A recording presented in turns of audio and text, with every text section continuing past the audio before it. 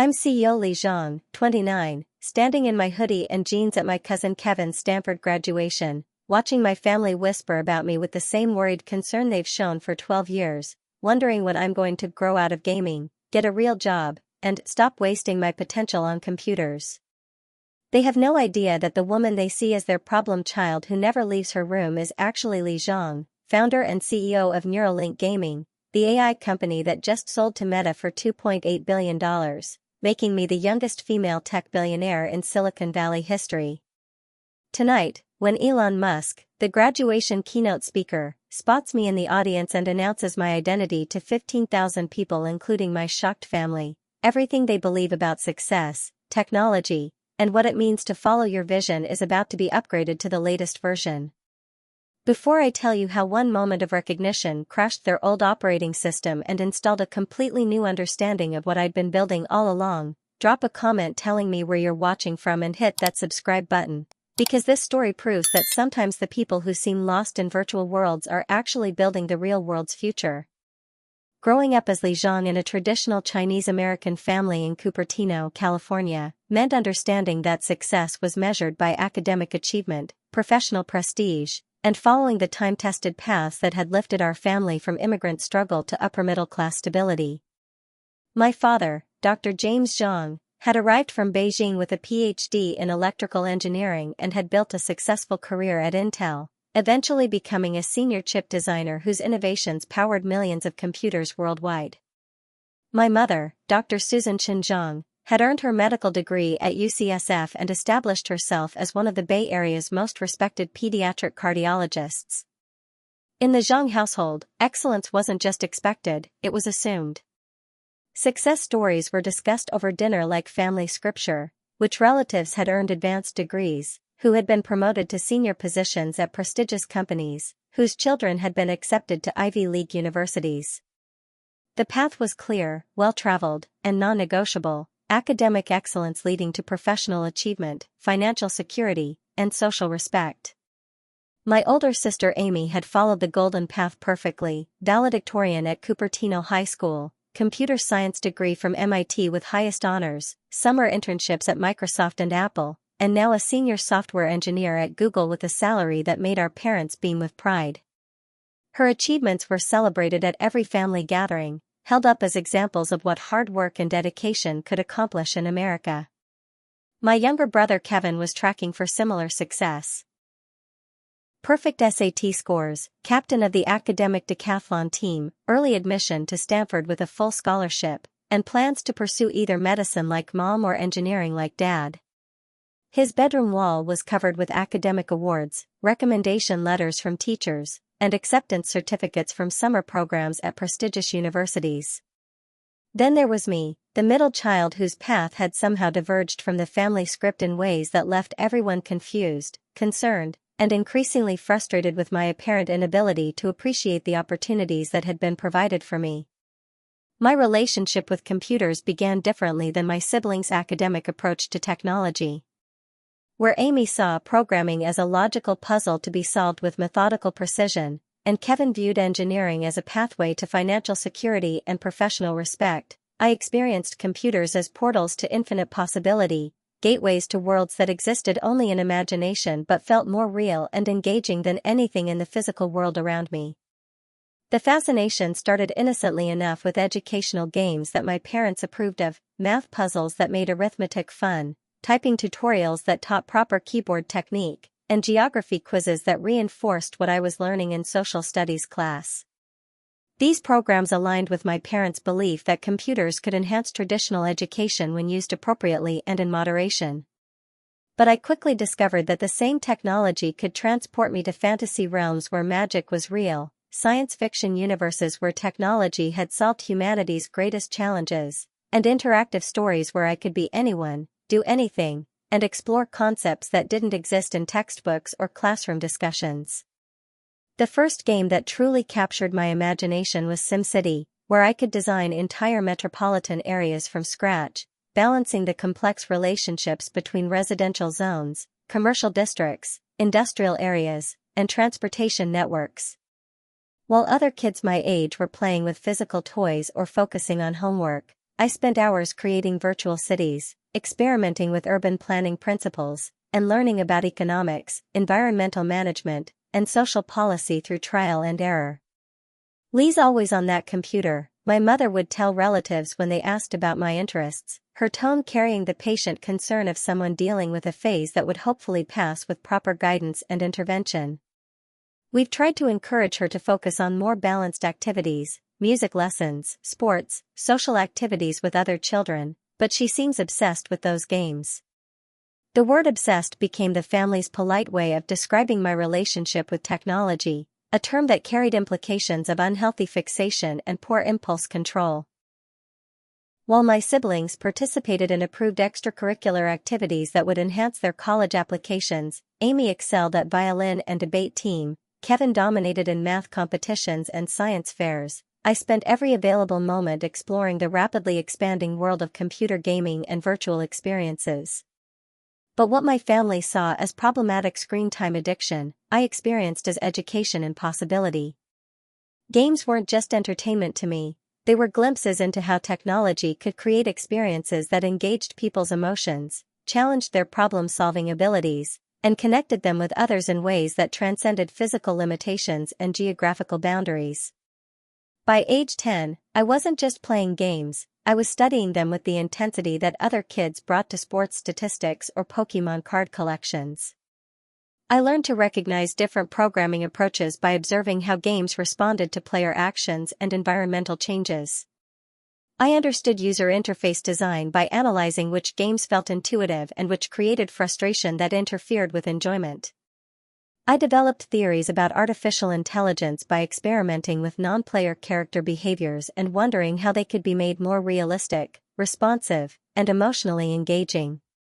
My parents interpreted this analytical approach as evidence that my gaming interest might have educational value, but they couldn't envision it leading to anything more substantial than perhaps a computer science degree followed by a conventional software engineering career at a respectable technology company. Li has definitely learned a lot about computers through her gaming, my father would tell colleagues who asked about his children's interests.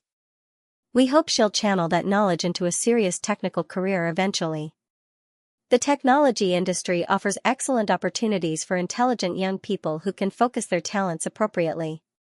The disconnect between what I was actually learning and what my family thought I was doing became more pronounced as I entered middle school and began creating my own games rather than just playing them.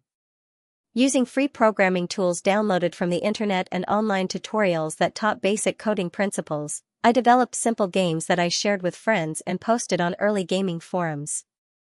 My first successful creation was a puzzle game that combined mathematical concepts with adventure story elements, requiring players to solve algebraic equations to unlock new areas of a virtual world.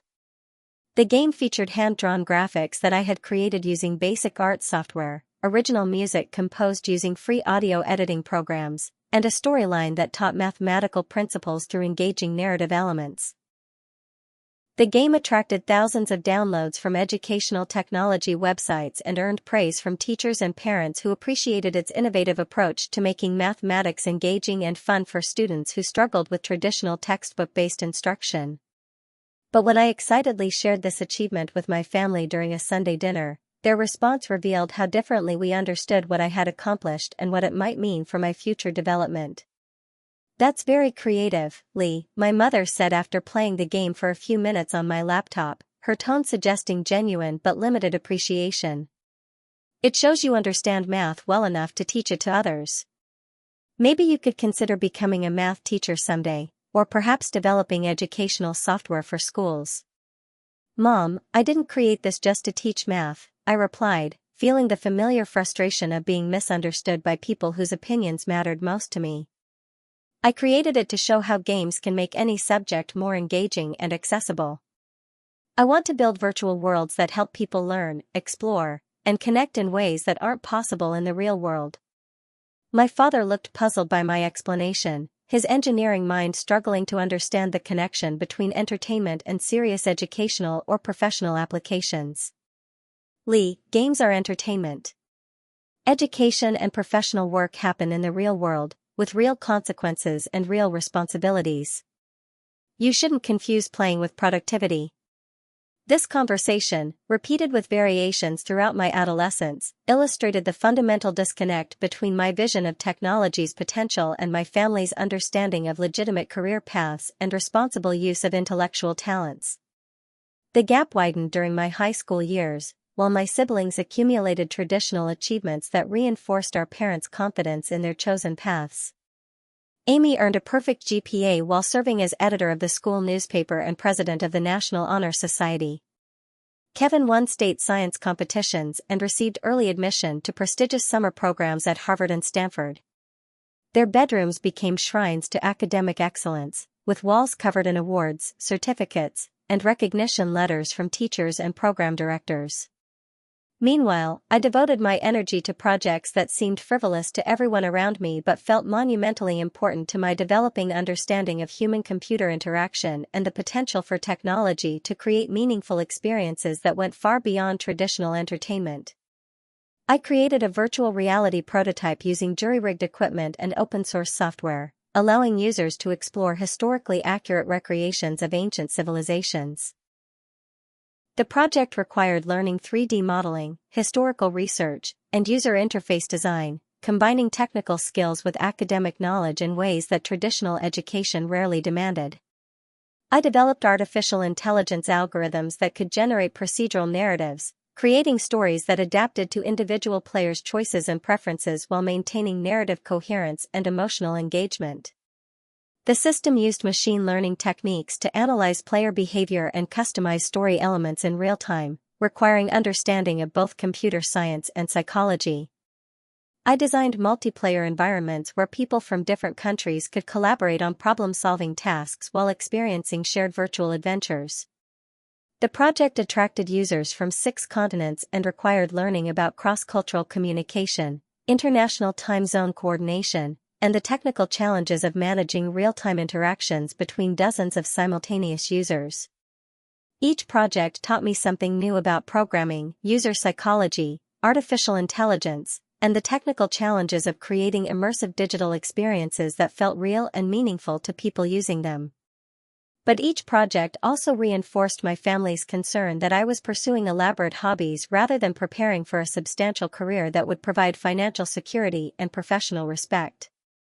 Li's projects are impressive from a technical standpoint, my guidance counselor told my parents during a conference about my college plans, but she might benefit from focusing her talents on more conventional computer science applications. Gaming and virtual reality are interesting fields, but they're not known for providing stable career opportunities or clear paths to professional advancement. The advice reflected the general skepticism about gaming and virtual reality that dominated educational and professional circles in the early 2010s. While technology leaders were beginning to recognize the potential of immersive digital experiences, most adults, including my parents, still viewed gaming as entertainment rather than as an emerging industry with significant economic and cultural impact. The college application process became a battleground between my desire to pursue cutting-edge technology research and my family's insistence that I focus on traditional computer science programs that would lead to conventional software engineering careers at established companies with proven track records of success. Li should apply to schools with strong computer science programs, my father argued during increasingly tense family discussions about my future. Stanford, MIT, Carnegie Mellon, places where she can get serious technical education and make connections that will lead to good jobs at companies like Google, Apple, or Microsoft. I want to study human-computer interaction, artificial intelligence, and virtual reality design, I replied, feeling frustrated by their inability to understand that these fields represented the future of technology rather than niche specializations. I want to research how technology can create experiences that feel as real and meaningful as physical interactions. Those are very specialized interests, my mother said with the concerned tone she used when discussing my gaming obsession with relatives and family friends. What happens if those fields don't develop the way you expect? You need education that provides multiple career options, not just preparation for industries that might not exist in 10 years. The compromise we reached satisfied my parents' need for security while feeling like a betrayal of my actual interests and career aspirations. I would apply to traditional computer science programs at prestigious universities, focusing on artificial intelligence and software engineering with the understanding that I could explore gaming and virtual reality as hobbies while building a foundation for more conventional technology careers. I was accepted to several excellent programs and chose Stanford, partly because of its reputation for academic excellence but primarily because of its proximity to the emerging Silicon Valley gaming and virtual reality companies that were beginning to experiment with the kind of immersive technologies I had been developing independently throughout high school. College was supposed to be where I would mature out of my gaming obsession and embrace serious technical education that would prepare me for a respectable career in mainstream technology. Instead, it became where I discovered that my hobbies were actually at the forefront of the most revolutionary technological developments of the 21st century. Stanford in 2013 was buzzing with excitement about virtual reality, artificial intelligence, and the potential for creating digital experiences that could transform education, entertainment, healthcare, and social interaction. Companies like Oculus were developing VR headsets that would make immersive experiences accessible to mainstream consumers. AI researchers were achieving breakthroughs in machine learning that would enable computers to understand and respond to human behavior in unprecedented ways. For the first time in my life, I was surrounded by professors and fellow students who shared my conviction that gaming and virtual reality represented the future of human-computer interaction rather than amusing distractions from serious work and responsible career development. Professor Sarah Martinez, who led Stanford's Virtual Human Interaction Lab, recognized that my high school projects had given me practical experience with challenges that most computer science students only encountered in advanced graduate courses after years of theoretical study. Li, she said after reviewing my application portfolio and interviewing me about my background, your work on procedural narrative generation and adaptive AI shows an understanding of user engagement that most researchers take years to develop. Have you considered focusing your studies on the intersection of artificial intelligence and immersive experience design? The conversation was the first time anyone had suggested that my gaming interests could be the foundation for serious academic research rather than a distraction from it, and it opened possibilities that I had never imagined could exist within traditional educational structures. Under Professor Martinez's guidance, I began formal research into AI-driven virtual reality systems that could create personalized, adaptive experiences for individual users. The work combined cutting-edge artificial intelligence algorithms with sophisticated virtual environment design, requiring expertise in machine learning, computer graphics, cognitive psychology, and user interface design. My undergraduate thesis project, Emotionally Responsive Virtual Environments, Using AI to Create Adaptive Gaming Experiences, demonstrated how artificial intelligence could analyze players' emotional responses in real time and modify virtual environments to maintain optimal engagement and challenge levels without causing frustration or addiction. The research involved developing machine learning algorithms that could recognize stress, boredom, excitement, and satisfaction through analysis of player behavior patterns, physiological data, and decision-making choices. The system then adjusted game difficulty, narrative pacing, and environmental elements to maintain what I termed optimal flow state, the psychological condition where users felt fully engaged and challenged without being overwhelmed. The work required interdisciplinary collaboration with psychology professors who specialized in emotional regulation, neuroscience researchers who understood brain-computer interfaces, and computer graphics experts who could implement real-time environmental modifications based on AI analysis. The thesis defense attracted attention from faculty members across multiple departments and generated interest from technology companies that were investing heavily in virtual reality and artificial intelligence applications. More importantly, it validated my belief that gaming technology could be used to understand and improve human psychological well-being rather than just providing entertainment. The research caught the attention of technology companies that were beginning to recognize the commercial potential of AI-driven immersive experiences. During my senior year, I received internship offers from Facebook, Google, Apple, and several gaming companies that were developing next-generation immersive technologies for mainstream consumer markets. But I also received an opportunity that would define my career trajectory and challenge everything my family believed about responsible career planning. A chance to work with Stanford's startup incubator program that provided funding and mentorship for student entrepreneurs who wanted to commercialize their research rather than join established companies. The decision to pursue entrepreneurship rather than accept a prestigious job offer created another source of family tension and revealed the depth of disagreement between my vision of technological possibility and their understanding of prudent career development. "Li, you've done excellent work at Stanford," my father said when I explained my plans to start a company based on my AI and virtual reality research, his tone mixing pride in my academic achievements with concern about my practical decision-making. "Now you should use that education to get a good job at Google or Facebook. You can always start your own company later, after you've gained experience in the industry and built professional connections." "Dad, the technology I've developed is ready for commercialization now," I replied, feeling the familiar frustration of having my judgment questioned by people who didn't understand the technological landscape I was operating in. "The virtual reality market is exploding, and the AI techniques I've created give us a competitive advantage that won't last if we wait for me to spend years working for other people." My mother was more direct in her concerns about entrepreneurship and the risks associated with choosing uncertainty over security. "Li, starting a company is extremely risky, especially in such a new field. What if it fails? You'll have wasted your Stanford education and delayed building a stable career. Technology companies are notorious for failing, and then what would you do?" The conversation reflected my family's immigrant mindset about success and security, shaped by their own experiences of building stable lives through careful planning and risk avoidance. They had worked too hard to achieve financial stability and professional respect to feel comfortable with their daughter choosing uncertainty, even if that uncertainty offered the potential for extraordinary achievement. But I had spent 6 years developing technology that could revolutionize how people experienced virtual environments, and I could see that the market was ready for exactly the kind of AI-driven gaming platforms I had been creating since middle school. The convergence of affordable VR hardware, improved AI algorithms, and growing consumer interest in immersive experiences represented a once-in-a-lifetime opportunity that couldn't be delayed for the sake of conventional career planning.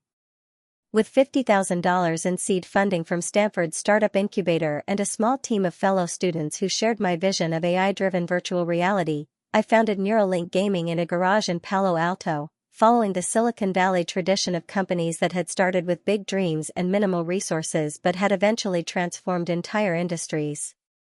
The name reflected our core innovation: artificial intelligence systems that could create neural-like connections between players and virtual environments, adapting experiences in real time based on individual users' preferences, emotions, behavioral patterns, and learning styles.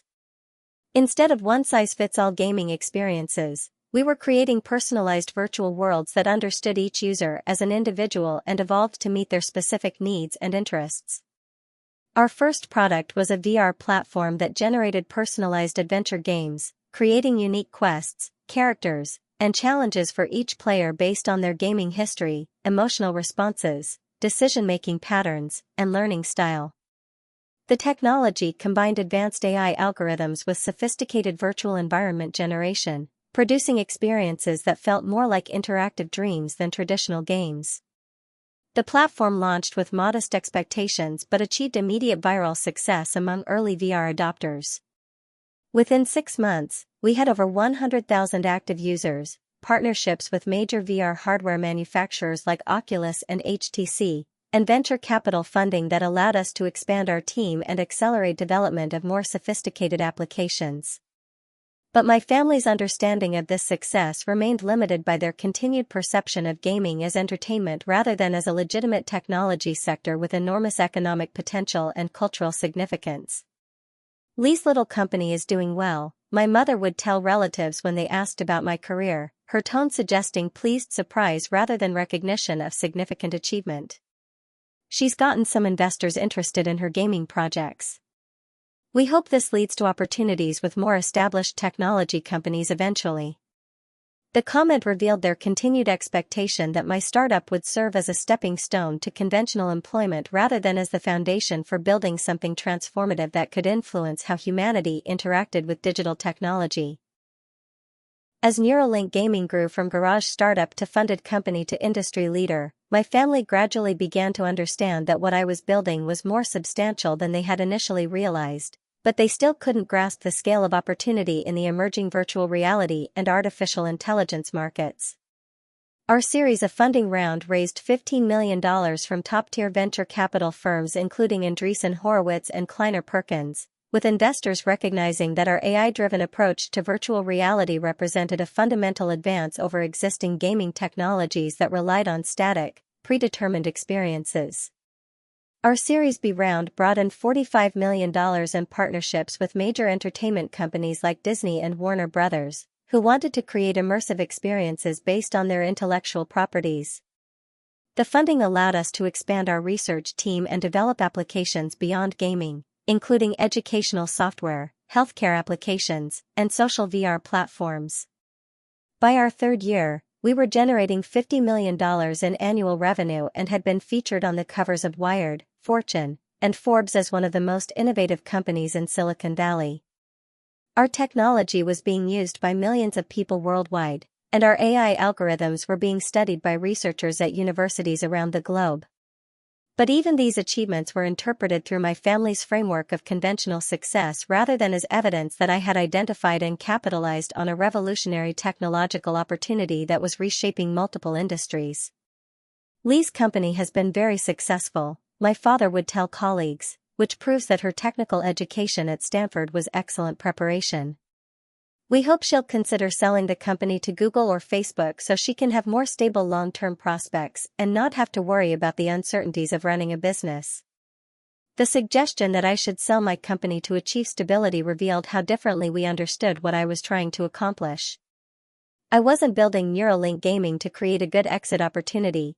I was building it to transform how humans interacted with digital technology and to demonstrate that artificial intelligence could enhance rather than replace human capabilities. The breakthrough that would establish NeuralLink Gaming as one of Silicon Valley's most valuable companies came during our fourth year, when we developed AI algorithms that could predict and prevent mental health crises by analyzing users' behavior patterns in virtual environments. Our research had discovered that people's interactions in virtual worlds revealed psychological and emotional states that weren't apparent in their real-world behavior. By analyzing how users navigated virtual challenges, responded to virtual social situations, made decisions in low-stakes virtual environments, and adapted to changes in virtual circumstances, our AI could identify early indicators of depression, anxiety, PTSD, and other mental health conditions. The technology had profound implications for healthcare, education, and social services. Virtual reality platforms could become early warning systems for mental health professionals, allowing intervention before conditions became severe. Educational games could identify learning difficulties and emotional problems before they affected academic performance. Social VR experiences could help people practice interpersonal skills in safe environments while providing data about their psychological well-being. The mental health applications attracted attention from healthcare companies, insurance providers, government agencies, and academic medical centers that recognized the potential for using virtual reality and artificial intelligence to improve public health outcomes while reducing healthcare costs and improving early intervention capabilities. Within 6 months of announcing our mental health research, NeuralLink Gaming had raised $200 million in Series C funding and had been approached by multiple major corporations interested in acquiring our technology and expertise to integrate into their own healthcare, education, and social media platforms. The acquisition discussions included offers from Meta, Google, Apple, Microsoft, and several healthcare companies that recognized that our AI-driven approach to virtual reality represented the future of human-computer interaction and preventive mental health care. But the offer that ultimately succeeded came from Meta, which proposed not just acquiring NeuralLink Gaming but positioning me as the head of their entire virtual reality and artificial intelligence division, overseeing thousands of employees and billions of dollars in research and development funding across multiple product lines. The $2.8 billion acquisition price made me the youngest female tech billionaire in Silicon Valley history, but more importantly, it provided the resources to scale our technology to billions of users worldwide and to continue developing AI applications that could address global challenges in mental health, education, and social connection. The acquisition negotiations were conducted in absolute secrecy, with legal agreements preventing me from discussing the details with anyone outside our immediate team, board of directors, and legal advisors. The process required months of due diligence, regulatory approval, and strategic planning for how our technology would be integrated into Meta's broader platform ecosystem. My family knew that something big was happening with the company. They had noticed increased media attention, more frequent travel for business meetings, and the fact that I had hired personal security and moved to a more private residence, but they had no idea that we were discussing a transaction that would make me one of the youngest billionaires in technology history. The announcement came through simultaneous press releases from Meta and NeuralLink Gaming, followed immediately by coverage in every major business and technology publication worldwide. The news dominated tech industry discussion for weeks and positioned our acquisition as one of the most significant deals in the history of artificial intelligence and virtual reality.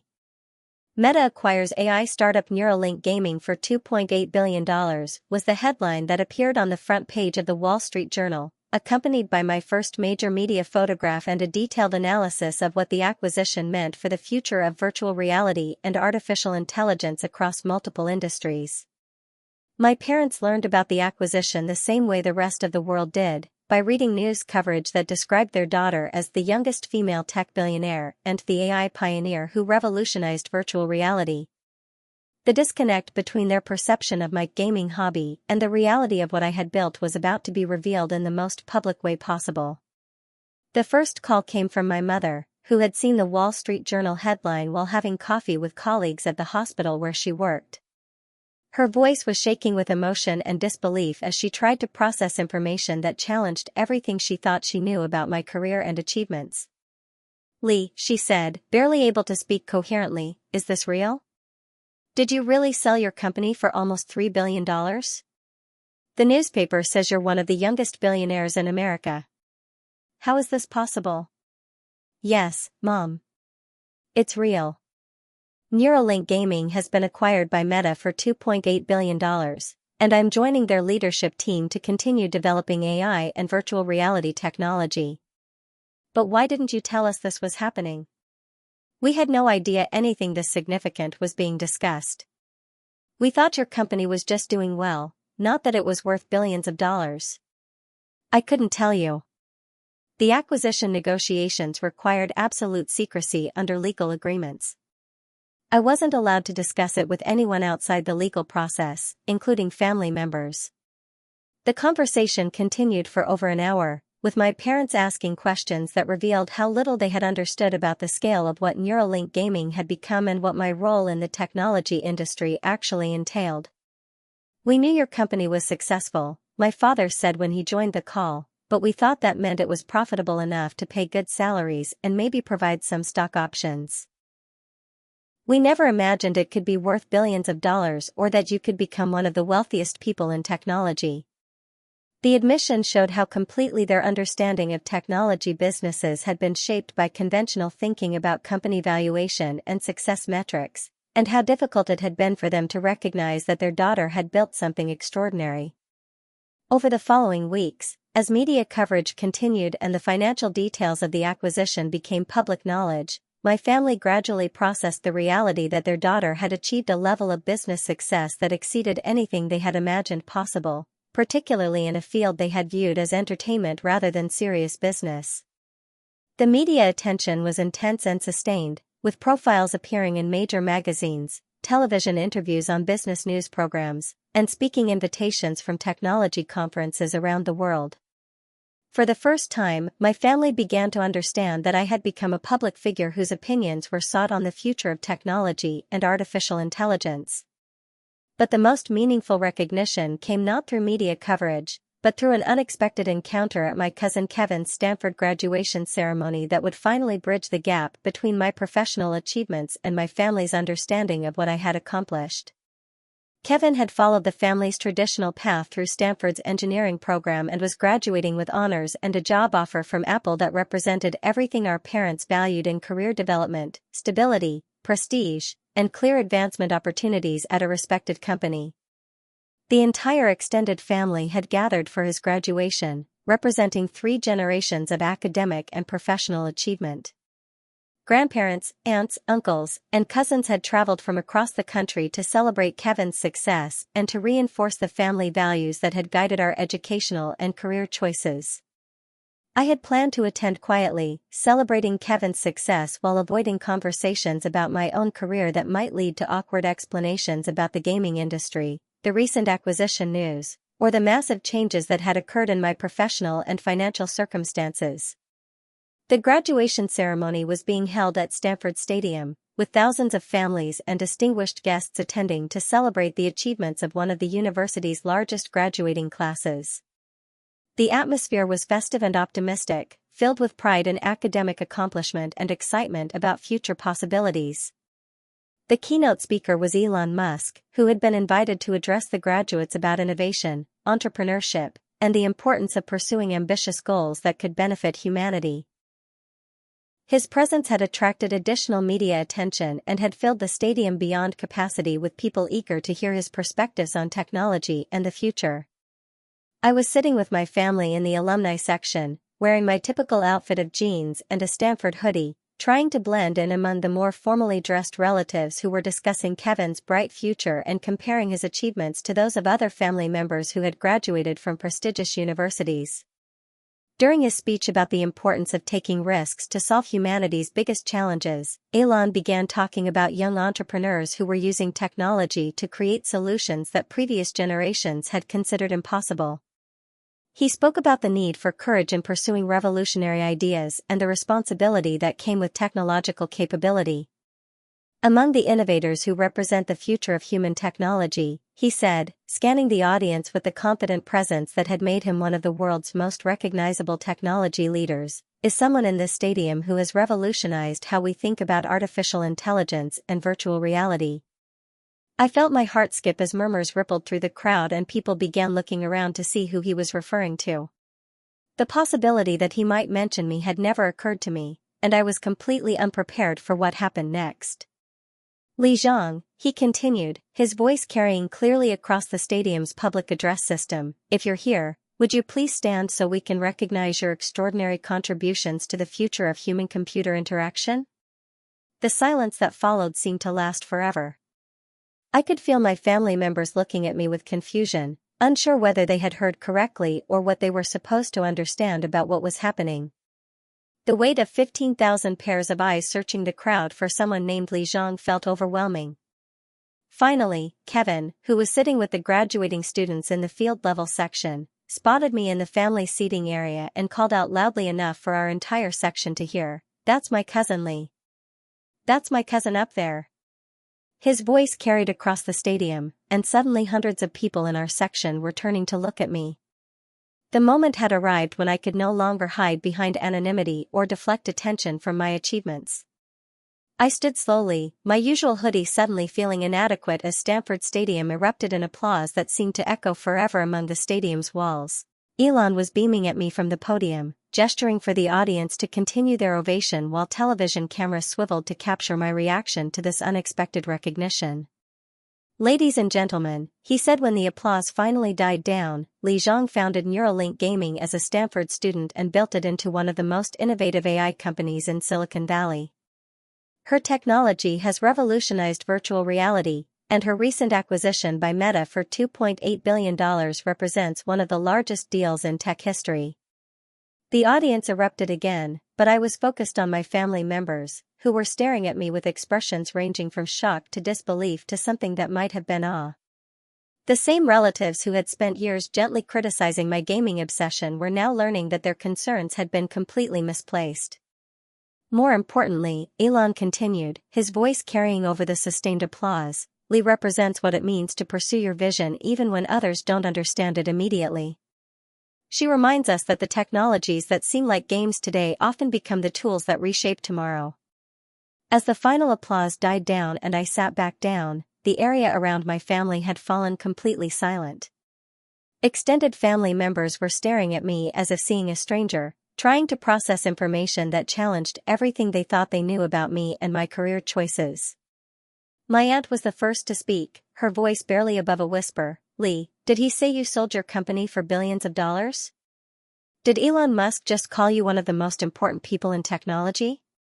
"Yes, Aunt Susan. That's all true." My father reached across two other family members to grab my hand, tears streaming down his face as he struggled to reconcile his understanding of my gaming hobby with the reality of my professional achievements. Li, we had no idea. We thought you were just running a small gaming company. We didn't realize you had built something so significant that Elon Musk would know about it. I tried to tell you, Dad. Every time I shared news about funding rounds or partnerships or technology breakthroughs, you responded as if I was talking about a hobby rather than a business. It became easier to let you think what you wanted to think than to keep defending choices you couldn't understand. The conversation that followed continued through the reception after the graduation ceremony, with family members asking questions about my career that revealed how little they had understood about what I had been building for the past 6 years and how completely they had misjudged the significance of my work. When you said you were working on artificial intelligence, my mother said, her voice filled with amazement and regret, we thought you meant you were programming computers to play games better. We didn't realize you were creating technology that could analyze human emotions and predict mental health conditions. When you talked about virtual reality platforms, Kevin added, still processing the revelation that his gaming-obsessed cousin had become one of the most successful entrepreneurs of their generation, we thought you meant you were making fancy video games. We didn't realize you were building systems that could revolutionize healthcare and education. My grandmother, who had watched my entire journey with patient wisdom, approached me with tears in her eyes. Li, I owe you an apology. When you spent all those hours on computers as a child, I worried that you would never learn to connect with real people. Now I understand that you were learning to help people connect with each other in ways that nobody had ever imagined before. The most meaningful conversation came with my sister Amy, who had always been supportive but had never understood why I had chosen such an unconventional career path instead of following the traditional technology career route that she had pursued at Google. Li, she said, pulling me aside during the reception, I need to apologize. I've spent years thinking that you were wasting your talents on gaming when you could have had a stable career at a major tech company. I thought I was being the responsible older sister by encouraging you to be more practical. Now I realize that while I was following a safe path that led to a good job, you were creating an entirely new path that led to transforming an entire industry. Amy, I replied, feeling a weight lift from my shoulders that I hadn't even realized I'd been carrying, you weren't wrong to choose stability. Your path was right for you. But mine was right for me, even when nobody else could see where it was leading. But how did you know? She asked, genuine curiosity replacing years of concern. How did you have the confidence to pursue something so uncertain when everyone around you was questioning your choices? I thought about her question while watching Kevin pose for photos with classmates and family members, his future neatly planned and widely celebrated. I didn't know it would work out this way, I admitted. I just knew that when I was working on AI and virtual reality, I felt more engaged and alive than I'd ever felt doing anything else. I couldn't imagine spending my life on work that didn't fascinate me, even if that work was safer or more socially acceptable. The reception continued with relatives approaching me throughout the evening, each conversation revealing how dramatically their perception of my choices had shifted in the space of a single announcement. Uncles who had once suggested I needed to get serious about my future now wanted advice about technology investments. Cousins who had pitted my antisocial gaming habits now asked if I could help their children develop programming skills. The most touching moment came when my youngest cousin, 8-year-old Emma, approached me with wide eyes and whispered, Li, are you really famous now? Are you going to be on TV? I knelt down to her level and smiled. I might be on TV sometimes, but that's not the important part. The important part is that I got to build something I really cared about, and it turned out to help a lot of people in ways I never expected. Could I build something important too? She asked with the earnest curiosity that only children possess. Absolutely, I told her. But first you have to find something you love so much that you want to spend time learning everything about it, even when other people don't understand why it matters to you. As the evening wound down and extended family members began their journeys back to various cities, I found myself having the most important conversation of the night with my parents, who had requested a few minutes alone to process everything they had learned about my career and to address the years of misunderstanding that had defined our relationship around my professional choices. Li, my father began, his voice heavy with emotion and regret, "Your mother and I owe you a sincere apology. We spent years worrying about your future and encouraging you to make different choices because we couldn't see the value in what you were doing. We were so focused on protecting you from failure that we couldn't recognize your success. Dad, you don't need to apologize for caring about my future or for wanting me to have security and stability. Those are good parental instincts, and they came from love." "But we were wrong about what security actually meant," my mother interjected, tears streaming down her face. "We thought security came from following traditional paths and working for established companies. We didn't understand that you were creating your own security by building something valuable that the world needed. We were also wrong about what it meant to support you," my father continued. "We thought support meant steering you toward choices we understood and felt confident about. We didn't realize that real support meant trusting your judgment and encouraging you to pursue your vision, even when we couldn't see where it was leading." The conversation continued past midnight in the hotel lobby where most of our family was staying, with my parents asking detailed questions about my work, my technology, and my plans for the future that revealed both their genuine interest and their regret about years of missed opportunities to understand and celebrate my achievements. "When you join Meta's leadership team," my mother asked, "what will you be working on? Will you continue developing the same kind of technology, or will you be moving into different areas?" "I'll be leading their entire AI and virtual reality division," I explained, "which means overseeing research and development for technologies that could affect billions of people worldwide. We're working on AI systems that can understand human emotions and respond appropriately, virtual reality environments that can be used for education and therapy, and social platforms that help people connect across distances and cultural barriers." "That sounds like you'll be working on problems that could benefit humanity in profound ways," my father said, his tone reflecting newfound respect for work he had previously dismissed as entertainment. "How do we learn more about what you're doing so we can understand and support your goals better?" The question represented everything I had hoped for throughout my career: family members who wanted to understand my work rather than change it, and who recognized that their daughter had identified and pursued opportunities that they hadn't been able to see but that had proven to be transformative for both technology and society. Over the following months, my relationship with my family evolved from one defined by misunderstanding and concern to one characterized by curiosity, respect, and genuine pride in achievements that they finally comprehended. The change wasn't just about money or recognition. It was about validation that the choices I had made were not only personally fulfilling but also professionally significant and socially valuable. My parents began following technology news with the same enthusiasm they had once reserved for medical journals and academic publications. They subscribed to Wired magazine, attended public lectures about artificial intelligence, and asked thoughtful questions about my work that showed they were making genuine efforts to understand the industry I was helping to shape. The most meaningful change was that family gatherings began to include conversations about creativity, innovation, and the courage required to pursue unconventional paths, rather than focusing exclusively on traditional markers of success like academic achievements and conventional career advancement.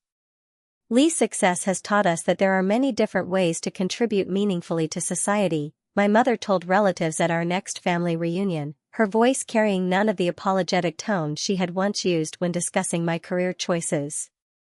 "We've learned that sometimes the most important work happens in areas that don't look familiar at first, and that supporting our children means trusting their judgment about where their talents can make the biggest difference." The transition to my role at Meta was both exhilarating and challenging, requiring me to scale my leadership from a team of 50 people to a division of thousands while maintaining the innovative culture and technical excellence that had made NeuralLink Gaming successful.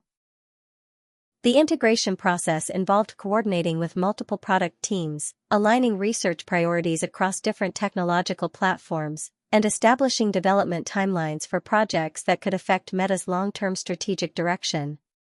But the most rewarding aspect of the transition was the opportunity to expand our mental health and educational applications to Meta's global user base, potentially helping millions of people around the world access psychological support and learning opportunities through AI-driven virtual reality experiences. Our first major project was developing virtual reality therapy environments that could provide mental health support for people in areas with limited access to traditional healthcare services. The technology combined our AI algorithms for emotional analysis with immersive virtual environments designed by psychologists and social workers, creating experiences that could provide effective therapeutic interventions for anxiety, depression, PTSD, and other common mental health conditions. The pilot program launched in partnership with healthcare organizations in rural areas and developing countries, providing virtual reality therapy sessions to people who would otherwise have no access to mental health professionals. The results exceeded our most optimistic projections, with participants showing significant improvement in psychological well-being and reporting that the virtual therapy sessions felt as helpful and supportive as traditional in-person counseling. The educational applications were equally transformative, allowing students around the world to experience historical events through immersive virtual reality, practice complex procedures in safe virtual environments, and receive personalized AI tutoring that adapted to their individual learning styles and emotional needs.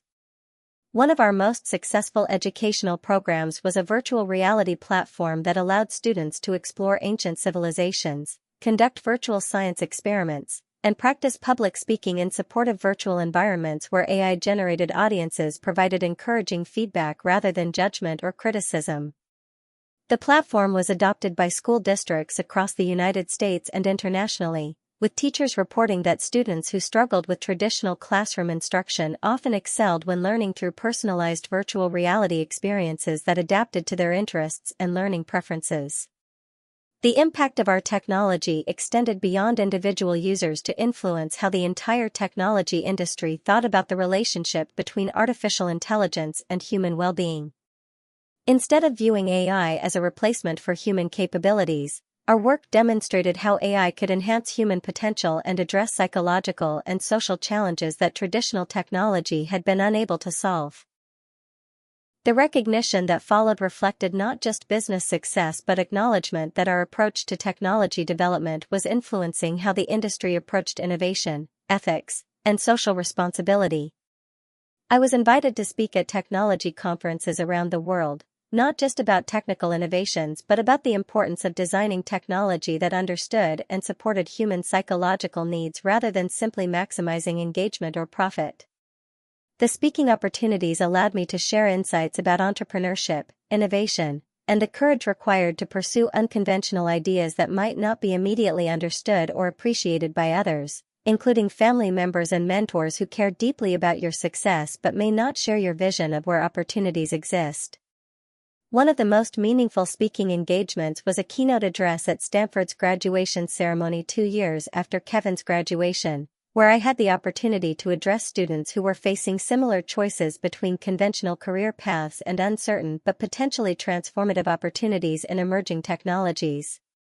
When I was a student here, I told the graduating class, I had to choose between following a safe path that others understood and pursuing a vision that seemed risky but felt essential to who I was and what I wanted to contribute to the world. That choice led to moments of doubt, family concerns, and professional uncertainty. But it also led to the opportunity to build something that has helped millions of people and continues to grow in ways I never imagined. The most important advice I can give you is not to ignore the guidance of people who care about you, but also not to let their concerns prevent you from pursuing work that engages your deepest interests and capabilities. Sometimes the most valuable contributions come from exploring territories that others haven't mapped yet. The speech was later published and shared widely among entrepreneurs and students who were considering unconventional career paths, and it generated thousands of messages from people who had been struggling with similar decisions about whether to pursue their own visions or follow more traditional routes to success. If you're watching this story and you've ever felt misunderstood for spending too much time on something you're passionate about, or if you've ever been told that your interests aren't practical or valuable, I want you to know that obsession is just dedication that others don't understand yet. Drop a comment below telling me about your own unconventional passion, and don't forget to subscribe because your story matters too, and the world needs people who are willing to explore new possibilities even when others can't see where they're leading. 3 years after the Meta acquisition, NeuralLink Gaming's technology had been integrated into virtual reality experiences used by over 100 million people worldwide, with applications ranging from mental health support and educational programs to social platforms and entertainment experiences that adapted to individual users' preferences and psychological needs. The impact measurements went beyond traditional business metrics to include psychological well-being indicators, educational outcome improvements, and social connection enhancement for users across different demographics and geographical regions.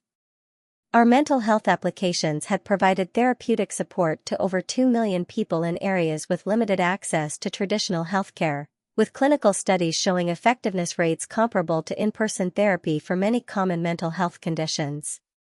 Our educational platforms had been adopted by over 10,000 schools worldwide, with students showing measurably improved engagement, retention, and academic performance when learning through personalized AI-driven virtual reality experiences compared to traditional classroom instruction methods. But the achievement I was most proud of was the ripple effect our success had created for other entrepreneurs, particularly women and young people who had been told that their unconventional interests weren't valuable or practical.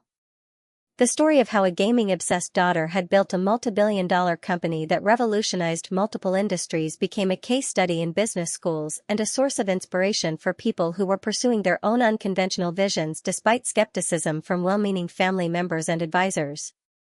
I received hundreds of messages from young women who had been discouraged from pursuing careers in gaming, artificial intelligence, or other technology fields, telling me that seeing my success had given them confidence to continue following their interests despite pressure to choose more traditional career paths. The most meaningful message came from a 15-year-old girl in Beijing who wrote, "My parents want me to become a doctor or engineer, but I want to create AI that can help people communicate across language barriers. Your story showed me that it's possible to build something important by following what fascinates you, even when adults think you're wasting time. Thank you for proving that gaming girls can change the world." That message captured everything I had hoped to achieve through my career, not just building successful technology or creating financial value, but demonstrating that innovation often comes from people who are willing to explore territories that others dismiss as frivolous or impractical. The family dynamics that had once been a source of stress and misunderstanding had transformed into one of my greatest sources of support and motivation. My parents became enthusiastic advocates for technological innovation and entrepreneurship, encouraging other parents to support their children's unconventional interests rather than steering them toward traditional career paths. My sister Amy left her job at Google to start her own company focused on using artificial intelligence to improve cybersecurity, pursuing entrepreneurship that she said had been inspired by watching my journey from garage startup to industry leadership. Kevin, after working at Apple for 2 years, decided to pursue graduate school in AI research, with plans to develop technology that could address climate change through intelligent resource management systems.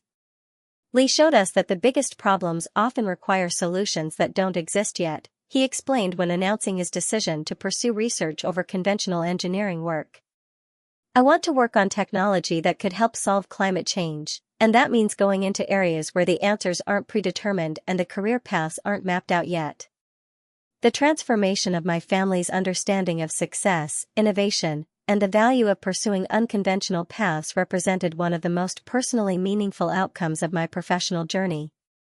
But the story that began with a gaming-obsessed daughter being misunderstood by her well-meaning family continues to evolve as technology, society, and our understanding of human potential continue to advance. Today, as I work on AI systems that could reshape education, healthcare, and human communication, I'm reminded daily that the future belongs to people who are willing to explore possibilities that others can't see yet, and who have the courage to pursue their visions even when the path forward isn't clear and the support isn't guaranteed. The little girl who spent countless hours in virtual worlds, building digital experiences that felt more real and engaging than anything in the physical world around her, had no idea she was actually learning to build the future of human-computer interaction. But that's how innovation works, by pursuing what fascinates you deeply enough to dedicate years to understanding it, even when others view that dedication as obsession or distraction from more practical concerns. The gaming girl who worried her family became the CEO who transformed how technology understands and responds to human emotions, proving that sometimes the people who seem lost in virtual worlds are actually building the tools that will reshape the real world for everyone. If this story resonates with you, if you've ever been the family member who spent too much time on computers, or if you're currently pursuing something that others don't understand yet, remember that your passion might be preparing you for opportunities that don't exist yet but will exist when you're ready to create them.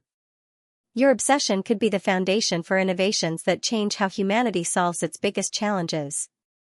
Don't let anyone convince you that following your deepest interests is a waste of time. It might be the most important investment you ever make in the future you want to help create.